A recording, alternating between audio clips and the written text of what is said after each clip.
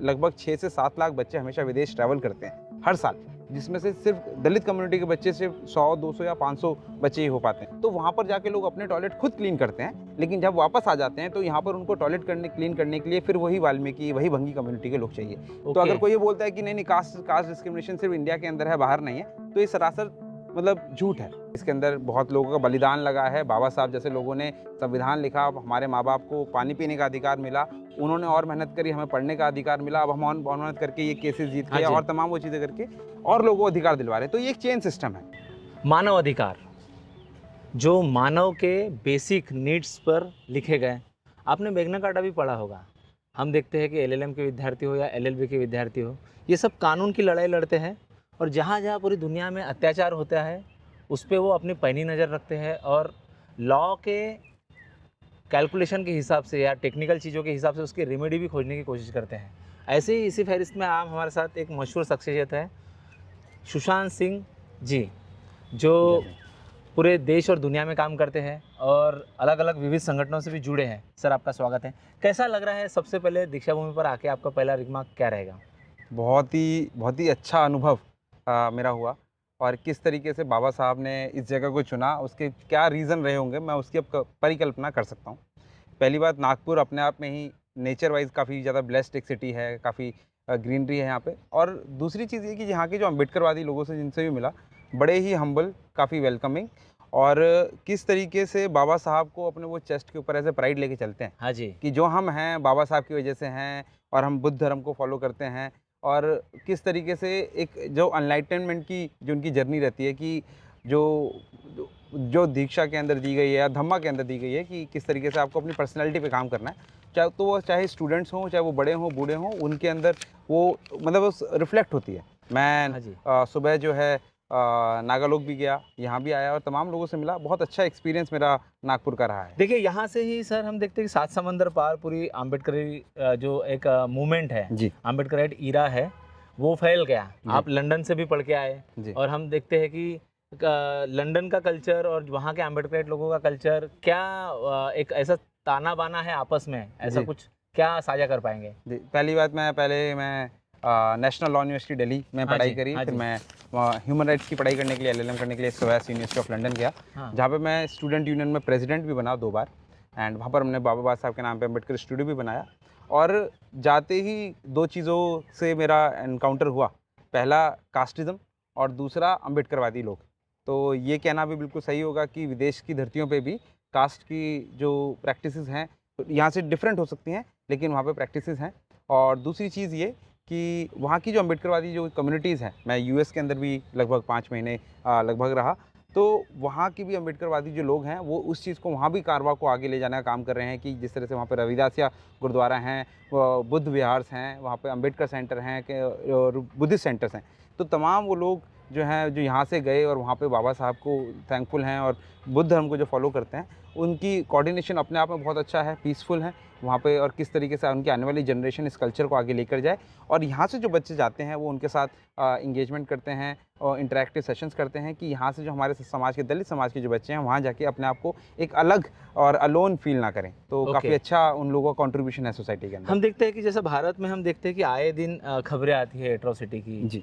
या फिर एक लोग कोशिश करते हैं कि आपको जातीय संज्ञा के हिसाब से आपको नाम पूछते हैं लोग। सबसे पहले भारत में कल्चर है जी। क्या ये ऐसा फीलिंग आपको वहाँ पर भी ऐसा नज़र आता है कि कुछ ऐसी शक्तियाँ हैं जो जातीयता की आपको हमको और जाती हुई नज़र आती है? जी जी, बिल्कुल बिल्कुल, आपने बिल्कुल सही बोला कि आज की डेट में भी जाति के आधार पर शोषण भारत के अंदर है।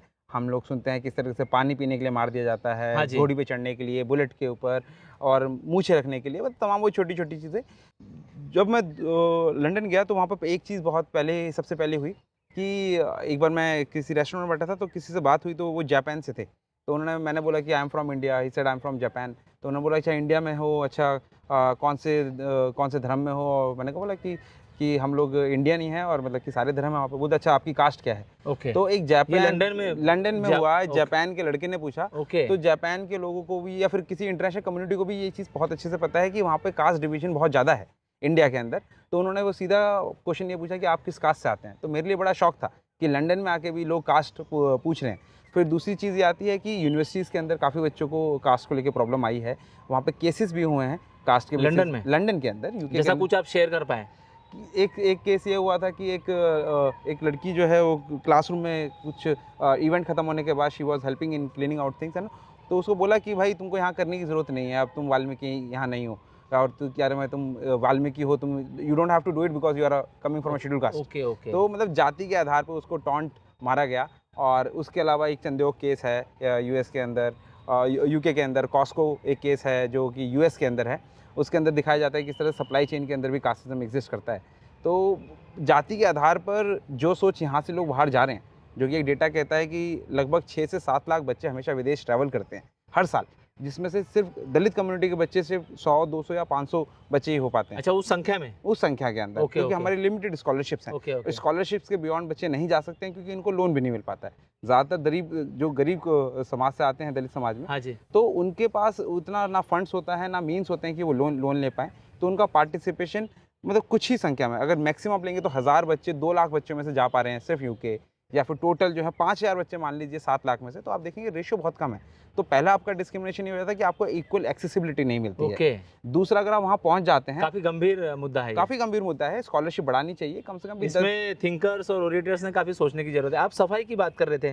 जैसा हम देखते हैं कि भारत में सफाई का काम करने की भी एक साइकोलॉजी है। राइट। जो हमारा जो इंडियन कॉन्स्टिट्यूशन है उसको वो इक्वल की बात करता है, लेकिन सामाजिक संरचना एक अलग है। राइट। क्या फॉरेन में जब जाते हैं तो वहाँ पर हर समाज के जो भारतीय एनआरआई है, वहाँ गए वो हर समाज के लोग सफाई करते हैं? एग्जैक्टली। और यहाँ पर आते हुए वो उनके लिए वो काम वर्जित हो जाता है। जी, 2 चीज़ें मैं आपको बताना चाहूँगा उसके अंदर। एक चीज़ तो ये कि वो किस तरीके से यहाँ पर वो काम करने में झिझकेंगे, और वहाँ जाकर वो खुद काम करने के लिए तैयार हैं। वो तमाम वो चीज़ें जो यहाँ पे जाति के आधार पे लोगों को करनी पड़ती हैं। ये उच्च वर्णीय लोग। उच्च वर्णीय लोग, सवर्ण लोग जो हैं। हाँ जी। दूसरी चीज़ ये कि यहाँ से कोई भी स्टूडेंट्स आते हैं, लोग जाते हैं, तो वहाँ पर वो अपना टॉयलेट जो है वो खुद क्लीन करते हैं। जैसे यहाँ पर क्या होगा, आपका टॉयलेट क्लीन करने के लिए कि वाल्मीकि समाज का ही आपको आदमी चाहिए, या फिर आपका घर का नौकर करेगा, इस तरह की प्रैक्टिसेस हैं। लेकिन अगर कोई विदेश में जाता है तो आप नौकर अफोर्ड नहीं कर पाते हैं, क्योंकि जी। वहाँ पे नौकर अफोर्ड करने के लिए आपको मिनिमम वेजेस देना पड़ेगा, जो कि आप हर कोई अफोर्ड नहीं कर पाता है। तो वहाँ पर जाके लोग अपने टॉयलेट खुद क्लीन करते हैं, लेकिन जब वापस आ जाते हैं तो यहाँ पर उनको टॉयलेट क्लीन करने के लिए फिर वही वाल्मीकि, वही भंगी कम्युनिटी के लोग चाहिए। तो इनका जाति के आधार पर मानसिकता भी दर्शाता है कि आप वहाँ पर डिस्क्रिमिनेशन नहीं कर पा रहे थे क्योंकि आप केपेबल नहीं है। यहाँ पर आप केपेबल हैं तो आप पहली अपॉर्चुनिटी के अंदर आप लोगों को डिस्क्रिमिनेट करने का काम कर रहे हैं। यानी आप मेजॉरिटी है और कैपेसिटी है तो आप फिर दबंग है तो आप ये जो मार्जिनलाइज कम्युनिटी है उसको दबाएंगे, बट वहाँ पर वो नहीं दिखता है। इसके अंदर मेन चीज़ ये है कि जैसे मिनिमम वेजेस यहाँ पर कम है, हाँ जी। तो आप यहाँ पर इंजॉय कर सकते हैं लेबर का एक्सप्लॉयटेशन। हाँ। तो यहाँ पर वो हर तरीके से वो लोग करते हैं, और जाति के आधार पर है तो यहाँ पर डेडिकेट कर दिया गया है कि आप जैसे कि जितने भी सफाई कर्मचारी हैं वो हमेशा क्यों ही वाल्मीकि समाज से होते हैं। आप विदेश में जाएंगे तो वहाँ पर ऐसा नहीं है, वहाँ पर आपको वाइट्स भी मिलेंगे, ब्लैक्स भी मिलेंगे, एशियंस भी मिलेंगे। हाँ जी। वहाँ पर डिग्निटी, अगर कोई जॉब भी है तो वो एज वो विद डिग्निटी है। वहाँ पे हर समाज की होगी, उसको मिनिमम वेजेस मिलेगा, कम से कम उसके आने वाली जनरेशन है उसके पास इतने सफिशिएंट पैसे होंगे कि वो अपने बच्चों को पढ़ा लिखा के बैरिस्टर बना पाए, डॉक्टर बना पाए, इंजीनियर बना पाए। उनकी स्कूलिंग बहुत अच्छी होती है। हमारे यहाँ पर सिर्फ वाल्मीकि समाज के लोग ही साफ़ सफाई के लिए दिखेंगे, मोची समाज में चमार कम्युनिटी, जाटव कम्युनिटी के लोग दिखेंगे। तो ये चीज़, ये मानसिकता दर्शाती है कि आप चाहते हुए भी और ना चाहते हुए भी आप उसी जाति के अंदर बार बार धंसते रहेंगे, जो कि विदेशों में नहीं होता है। सुशांत जी, आप जो बता रहे हैं रेशो की, जो फॉरेन में लोग जाते हैं उसका काफ़ी कम आंकड़ा है जी। क्या वो कोई क्लस्टर बना के एक जगह आते हैं, या जब उनके ऊपर कोई थ्रेट होता है तब वो सब समाज की तरफ आते हैं, ऐसा कुछ आपने फील किया है? उसके अंदर मैंने एक चीज़ ऑब्जर्व खुद करी थी। जैसे आप गांव देहात में देखते हैं भारत के अंदर, तो होता क्या है कि जाति के आधार पर लोग रहते हैं। दलितों की बस्ती हमेशा गांव के बाहर होती है। हाँ जी। आप शहरों में जाते हैं, फिर आप देखते हैं अम्बेडकर बस्ती यहाँ पर है, वाल्मीकि बस्ती यहाँ पर है, झुग्गियाँ यहाँ पर है, जे कॉलोनी यहाँ पर है, अलग अलग बांट दी जाती हैं।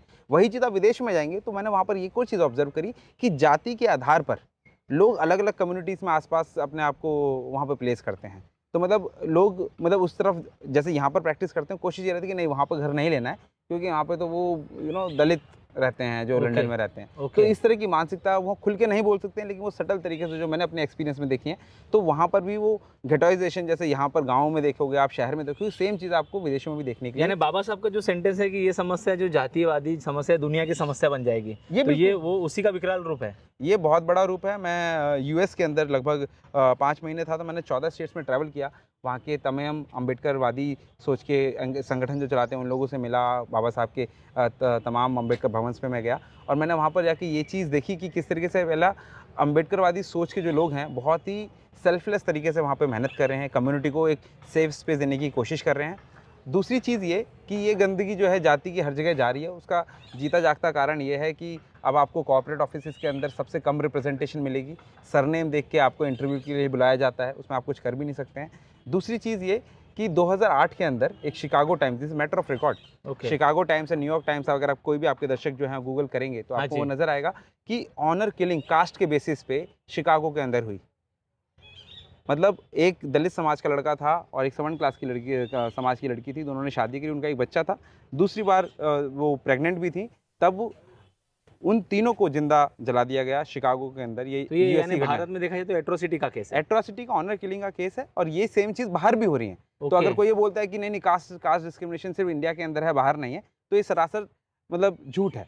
तो किस तरीके से सिएटल के अंदर जो है कास्ट लॉ पास होते हैं, फिर कैलिफोर्निया के अंदर होते हैं, लास्ट में वीटो पावर के हाँ थ्रू जी। उसको हटा दिया जाता है गवर्नर के थ्रू। ओके। तो ये दर्शाता है कि किस तरीके से दलित समाज अगर इकट्ठा भी होकर आता है तो दूसरे सवर्ण समाज में लोग इतनी पावरफुल पोजीशन पे हैं कि अगर आप डेमोक्रेटिक तरीके से भी आप जीतना भी चाहेंगे तो भी आपको वो मतलब वहाँ पे आप उस चीज़ को आप पूरा अचीव नहीं कर पाएंगे। आप एक लॉ के स्टूडेंट हैं और जी। बाबा साहब को काफ़ी गहनता से भी पढ़ते हैं। बाबा जी। साहब हमेशा समस्या का समाधान भी देखते हैं। राइट। क्या देख रहे हैं समाधान इस न्यू अंबेडकर एज में? क्या नज़रिया है आपका लॉ की दृष्टि से या फिर इंटरनेशनल फ्रेमवर्क के आधार पर? देखिए, 2 चीज़ें हैं। पहली चीज़ ये कि जैसे मैं बहुत सामान्य घर से आता हूँ। मेरे फ़ादर जो हैं बुलंदशहर से हैं, मैं बुलंदशहर में पैदा हुआ। तो बुलंदशहर से मेरे माता-पिता जो हैं दिल्ली इसलिए शिफ्ट हुए कि हमारे बच्चों को एजुकेशन मिले, क्योंकि मेरे माता-पिता के पास एजुकेशन नहीं थी। और उन्होंने वो छोटी नौकरियाँ करी। मेरे फ़ादर सिक्योरिटी गार्ड भी रहे, उन्होंने एज़ अ मुंशी भी काम किया, पेट्रोल पंप पे भी काम किया। तमाम वो एक माँ-बाप जो भी अपने बच्चों को पढ़ाने के लिए कर सकते हैं उन्होंने करे। लेकिन उनका एक उद्देश्य ये था, जो कि मेरा पहला पॉइंट है, कि शिक्षा। तो मेरी सिस्टर जो हैं वो डॉक्टर हैं और हाँ मैं जी। भारत के one of the best law school में पढ़ा, फिर मैं लंदन में पढ़ा। तो पहले पढ़ना बहुत ज़रूरी है। आपको एजुकेट, एजिटेट एंड ऑर्गेनाइज़, जो हमारे बाबा साहब ने बोला, पहला चीज़ आपको शिक्षा बहुत ज़रूरी है। दूसरा, आप जब ये सब चीज़ें अचीव कर लेते हैं तो आपको ये देखना पड़ेगा कि आप किस तरीके से पे बैक कर सकते हैं। फॉर एग्ज़ाम्पल, जैसे मेरा प्रोफ़ेशन लॉ है, हाँ जी। तो अभी रिसेंटली कुछ महीने पहले एक नेशनल ओवरसीज़ स्कॉलरशिप होती है, उसके अंदर 40 बच्चों को आउट ऑफ 125 स्कॉलरशिप मिली, बाकी ओके। सबको वेट लिस्ट कर दिया गया, रिजेक्ट कर दिया। ओके। उनके केसेस को मैंने दिल्ली हाई कोर्ट में फाइल करा। 66 वाले बच्चों को पूरी स्कॉलरशिप मिली, आज वो विदेश में पढ़ रहे हैं। और 10 केसेस को हम अलग से जीते और वो बच्चे आज की डेट में अमेरिका, लंदन, सिंगापुर, ऑस्ट्रेलिया हर जगह जाके पढ़ रहे हैं। तो हमारी ज़िम्मेदारी ये बन जाती है, पहले आप अपने आप को शिक्षित करें।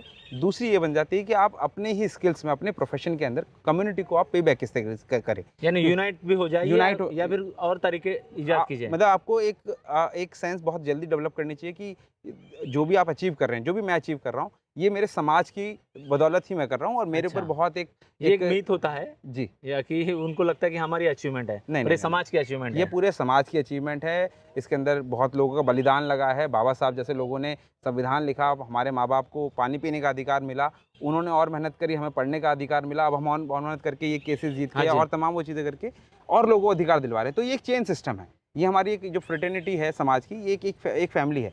तो यहाँ पर आपको सेल्फलेस भावना से एक दूसरे का ध्यान रखना पड़ेगा, अदरवाइज़ आप हम लोग टारगेट हो जाएंगे टारगेट हो ये जाएँगे और सिस्टम के। मतलब आप फिर मतलब आप खुद ही हो सकता है कि लाइफ़ एन्जॉय कर लें। मैं चाहता तो लंदन में, यूएस में सेटल हो सकता था। मेरे को वहाँ से तमाम वो अपॉर्च्युनिटीज़ थी। लेकिन जिन लोगों के से मैं निकल के आता हूँ और जिन लोगों के साथ में मेरे को मिलके काम करना है ग्राउंड पे, वो यहीं हैं। तो आपको ये भी समझना पड़ेगा कि आप किस मिशन से आप बाहर गए थे, आपने वो पढ़ाई करी, एक्सपोज़र लिया, अब वापस आके या फिर जो भी किसी और का और भी तरीका हो सकता है, लेकिन आप किस तरीके से सोसाइटी को कंट्रीब्यूट कैसे कर सकते हैं। तो ये बहुत एक बड़ा मतलब एक सोचने का एक विचार है। और ये केसेस हम जीते, इससे आज की डेट में लगभग 75 बच्चे जो हैं विदेश में पढ़ रहे हैं। हाँ जी। तो ये अपने आप में एक ये है कि उनके परिवार आने वाले टाइम में संपन्न होंगे। आप विभिन्न संगठनों से भी जुड़े हैं, जो दर्शक आपको देश और दुनिया से आवाज़ के माध्यम से देख रहे हैं। जी।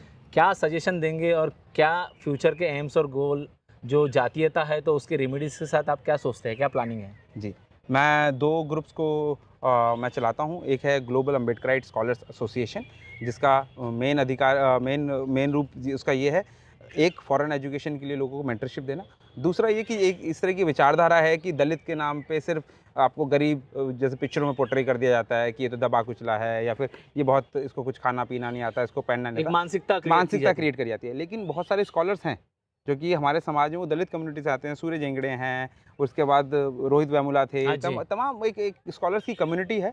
तो आइडिया ये है कि एक तरीके से कम्युनिटी का एक नेटवर्क बने, उसके लिए गासा पेज भी है, gasa.community। और दूसरा इनिशिएटिव ये है कि एएलसी अम्बेडकराइट लॉयर्स कलेक्टिव, कि किस तरीके से हमारे ही समाज के लोग जो हैं, जो एंटी कास्ट प्रैक्टिसेस के अगेंस्ट हैं, मतलब एंटी कास्टिस्ट प्रैक्टिस के अगेंस्ट है, कि एंटी कास्ट लॉस पे वो काम करें। उनके लिए हम सॉर्ट ऑफ एक ट्रेनिंग प्रोग्राम चला रहे हैं। 4 सेशंस हो चुके हैं कि अगर किसी को विदेश में पढ़ना हो या फिर बाहर बैरिस्टरशिप करनी हो, तो हम उनके साथ सेशंस, जो वहाँ के सिटिंग क्या बैरिस्टर्स हैं, रिजल्ट आ रहे हैं उसके? बहुत अच्छे रिजल्ट आ रहे हैं। 2 दिन के नोटिस के अंदर लगभग आई थिंक 150 लोगों ने वो पार्टिसिपेट करा। 9 क्या स्टेट बात से लोग ने ट्रैवल किया हाँ दिल्ली जी। के अंदर। तो लोग मतलब बहुत, मतलब मेरे को ये चीज़ समझ में आई। हमारे 2 व्हाट्सएप ग्रुप बन चुके हैं। बहुत ही कम समय में वो 12 से ज़्यादा लोग हैं। और एक चीज़ मैंने ऑब्ज़र्व करी कि कम्युनिटी के जो स्टूडेंट्स हैं, लॉयर्स हैं, उनको एक अपॉर्चुनिटी मिले कि एक्सपोज़र की।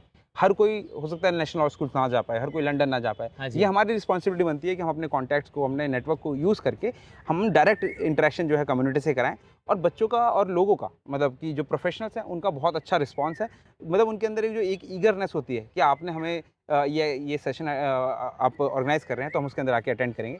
तो इट्स अ वंडरफुल एक्सपीरियंस। हाँ जी। जी। हम बात कर रहे थे दर्शकों एडवोकेट सुशांत इंद्रजीत सिंह साहब से, जो देश और दुनिया में अलग विभिन्न मुद्दों पर अपने राय भी रखते हैं और उसकी कानून के ज़रिए उसकी रेमेडी भी खोजने की कोशिश करते हैं। हम इसी कड़ी में और सुशांत जी से बात करेंगे।